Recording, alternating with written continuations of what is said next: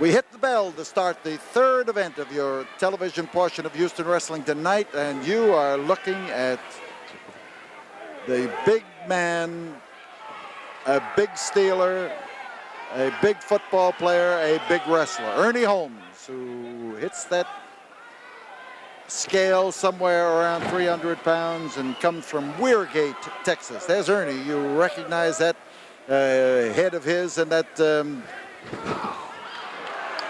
arrow head that is up there from seeing him many times on national television as he played with the Pittsburgh Steelers. His opponent is Killer Brooks, and Brooks is going to have his hands full because anytime you're in with a guy the size of Big Ernie, you're going to have your hands full.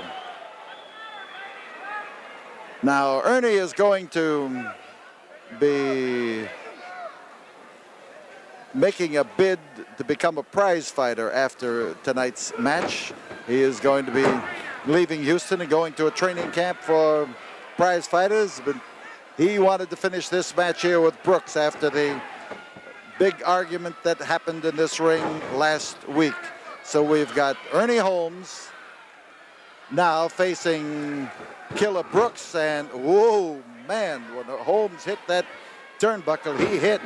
And here is Brooks, who is a tough customer and is bound to leave his mark on Big Ernie Holmes. And Holmes now coming in with a little body punishment and a headbutt, and he's got Brooks hung up in the ropes.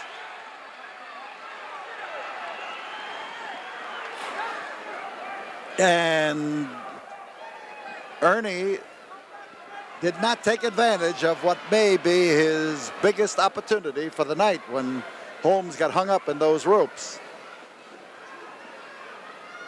Brooks moving in for a standing arm lock, but Ernie beat him to it. And now you can see the flow of the action as Brooks manages to get the hold.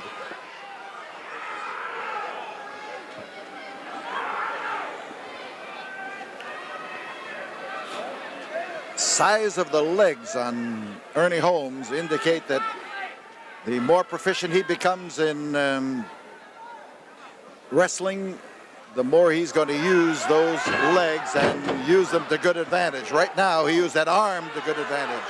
It was actually the pressure of his arm that flipped him back there.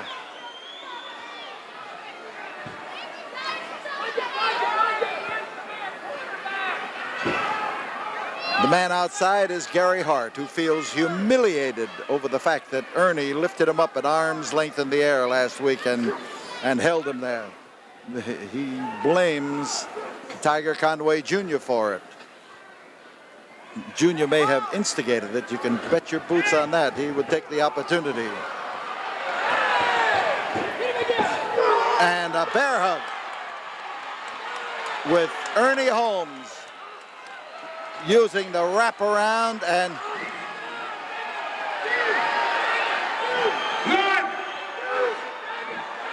that bear hug is working. The bear hug is working, and Gary Hart is screaming on the microphone, and we may have problems. It sounds to me like he is trying to call Maniac Mark Lewin to save the bacon of Killer Brooks, and Brooks is looking for a little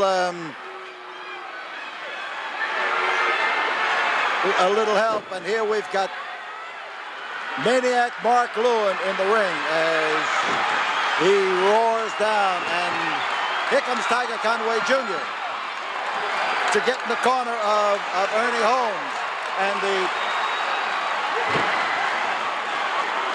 the crowd here in an uproar as Ernie Holmes now shakes off the punishment and indicates what he is going to hand out to Killer Brooks. A driving blow with the point of that arrow, and he drove it in there. Big Ernie Holmes, and he's backed up now by Tiger Conway Jr. and the bear hug, and this is he's got his feet clear. There is Maniac Mark Lewin in the ring. We've got the match now coming to a screaming halt as Lewin gets in the ring, and the he's trying to set Lewin up for Holmes. Tiger Conway Jr., who wants nothing more than the chance to take maniac Mark Lewin apart anyway, and Conway, notice in the background that Killer Brooks is being held out of this argument as Conway goes after Mark Lewin. He's going to get Mark Lewin here next Friday night anyway, but he is just taking a piece of him right now as they try to gang up on Ernie Holmes, and the match has been awarded to Ernie on a disqualification, but he is not satisfied with it. There it is. The victory goes to Ernie Holmes, and just chalk up a half a victory for young Tiger Conway.